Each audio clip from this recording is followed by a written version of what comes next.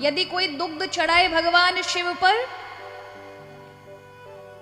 तो जड़मती से जड़मती व्यक्ति भी अत्यंत ज्ञानी वाचस्पति हो जाता है। पर दूध हमारी तरह नहीं महाराज, हर किसी का चढ़ा दिया, पन्नी का चढ़ा दिया, बोतल का चढ़ा दिया।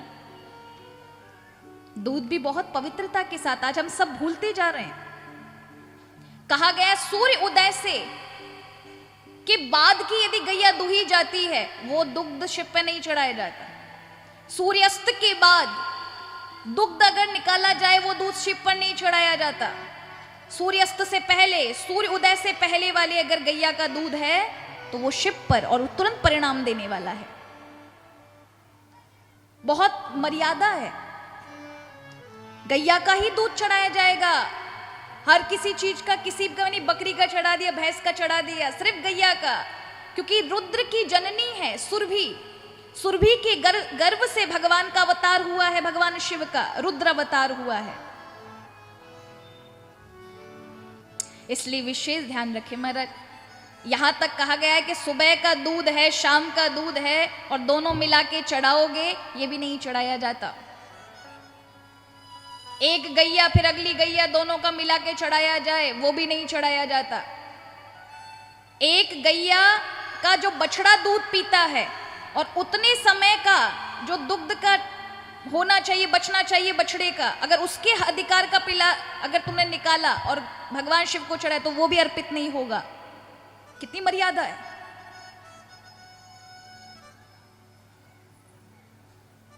तो कैसा चढ़ाएं? बोले सूर्य उदय से पूर्व का गैया का तुरंत का दूध भगवान शिव पे चढ़ाना चाहिए, बासा नहीं चढ़ाना चाहिए। तो भगवान शिव तो ऐसे दयालु हैं, कृपालु हैं।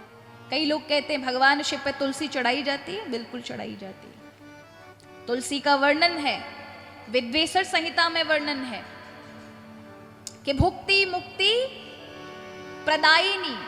अगर तुलसी चढ़ाते हैं तो भुक्ति मुक्ति प्रदान करती हैं तुलसी।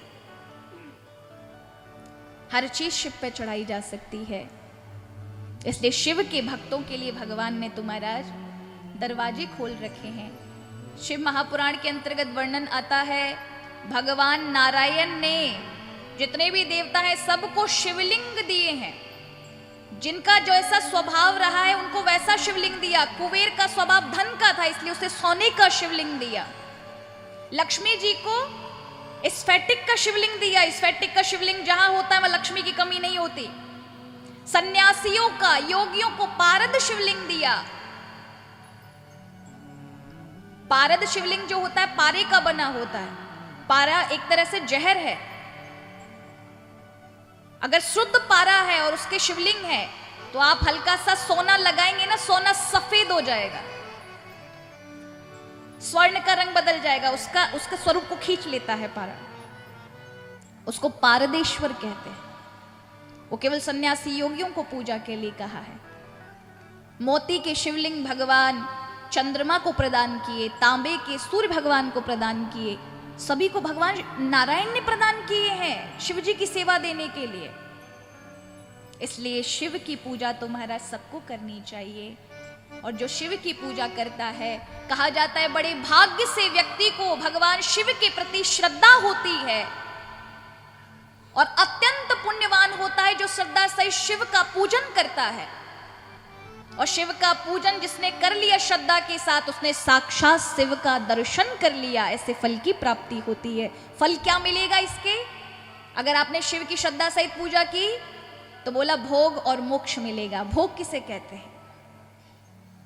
भोग कहते हैं महाराज सुंदर गाड़ी में घूमना, खूब बंगलों में बढ़िया एयर कंडीशनर में रहना।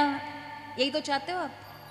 संसार में हर प्रकार का सुख मिले, खूब धन संपत्ति हो, चारों जगह वाहवाही हो, हर जगह हमारा यशोगान हो।